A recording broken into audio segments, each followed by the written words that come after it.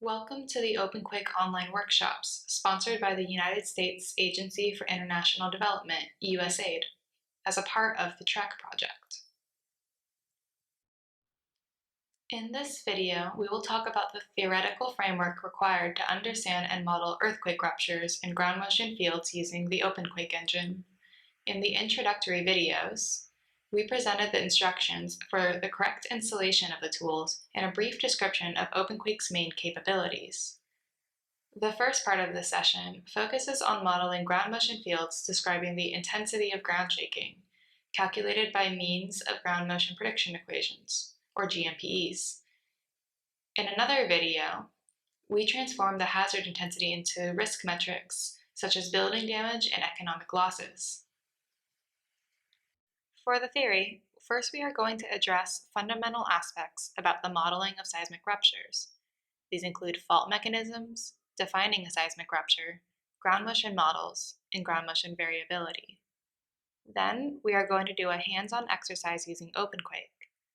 During the exercise, we are going to prepare the necessary input files, run a calculation to generate ground motion fields due to a hypothetical scenario, and visualize the results using the OpenQuake plugin for QGIS. Seismic risk is the result of having a spatial and temporal overlap of three components: hazard, exposure, and vulnerability. Today, we focus on the calculation of the first component, the seismic hazard, and the structures on which the seismicity occurs, the faults. Here are some basic concepts on seismic rupture modeling. Earthquakes occur on faults. A fault is a discontinuity in the Earth's crust that allows the two blocks to move independently of each other. When a seismic event occurs, only a portion of the fault breaks. We call this detachment a rupture. In seismic hazard modeling, we often simplify the rupture as a planar feature, as we do so for this demo. Faults can be classified based on their sense of motion, how the two blocks move relative to each other. In this image, we are seeing a normal fault type. This occurs when there is a tensional component between the blocks, which try to move away from each other. A reverse fault type occurs when blocks of earth exert compression against each other, resulting in a rupture in this way. There are also strike-slip faults. Here, the blocks slide laterally, one next to the other, without exerting significant compression or tension on each other. It is possible to define a rupture if you have three angles of movement in a motion vector, which describe the orientation of the rupture in space and the displacement of one fault block relative to the other during the seismic event. The first angle is the dip. This is the angle that is formed when the Earth's surface, or the horizontal, in the plane of discontinuity of the fault. The second angle is the strike.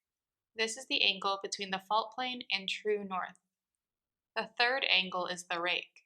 This is the angle between the strike and the direction that the detached block, the hanging wall, moves during the earthquake. The vector that describes the direction and magnitude of the block motion is called the slip.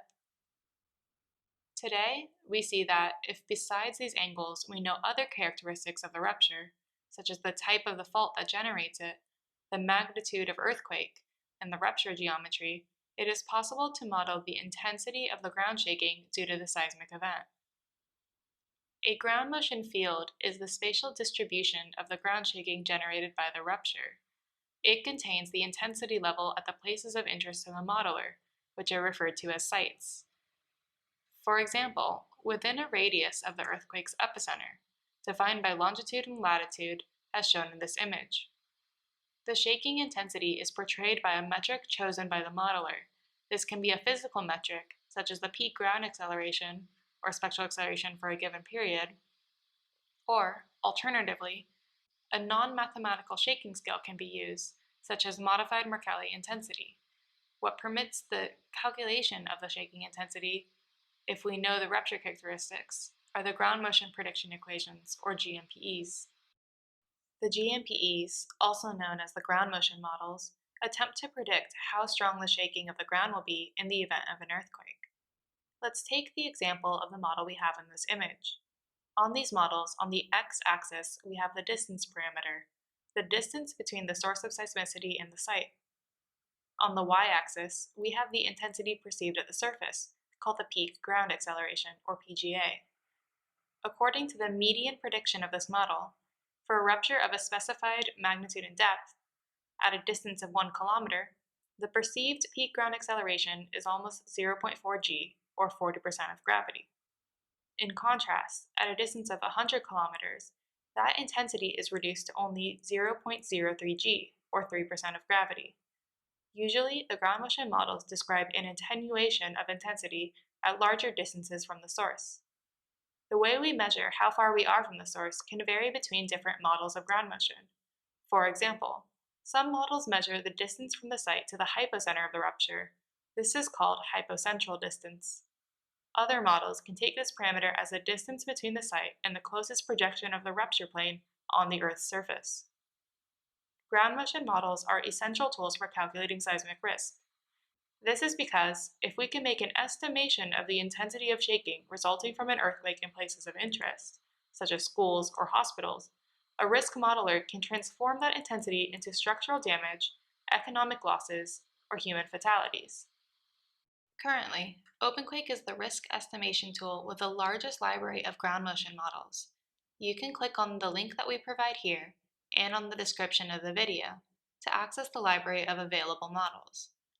There, you can explore the parameters that each model uses to calculate the intensity, for example, the type of distance from the source.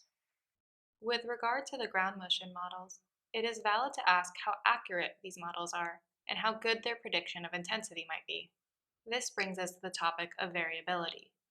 It has been observed that there is a variability in the intensity of ground shaking due to earthquakes with similar rupture properties and at the same source-to-site distances. The ground motion model pictured here is based on real measurements of ground shaking intensity recorded by several seismic stations during past events. Here, we can show the records for two different events.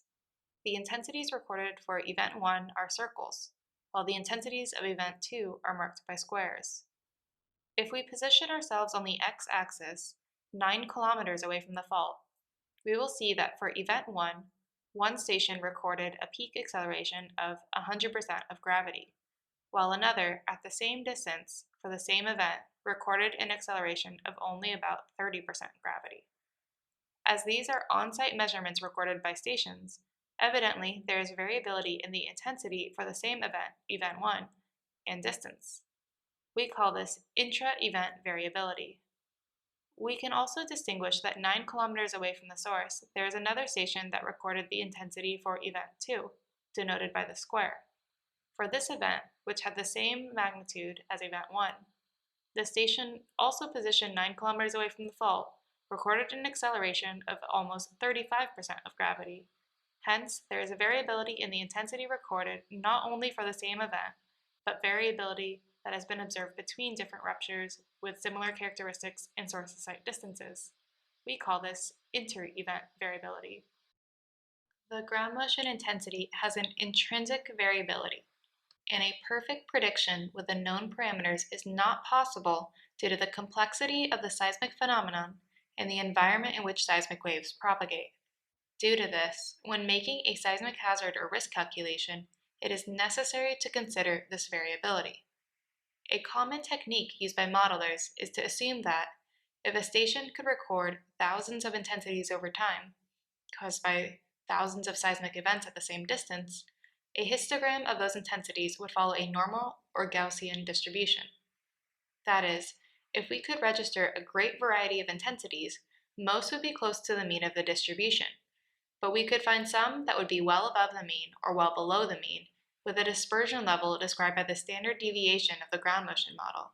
In today's exercise, we will see that precisely. The technique to consider variability in the ground motion shaking of a seismic scenario is to generate not one, but thousands of simulations of ground motion fields using a model of aleatory uncertainty with the help of the OpenQuake engine.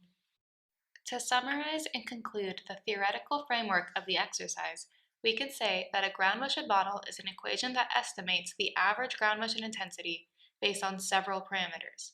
Among the most important, we discussed the distance to the rupture and the magnitude, but there are many others, such as the fault mechanism, for example, if the source is normal or reverse, according to the classification we saw at the beginning, or the local conditions of the soil.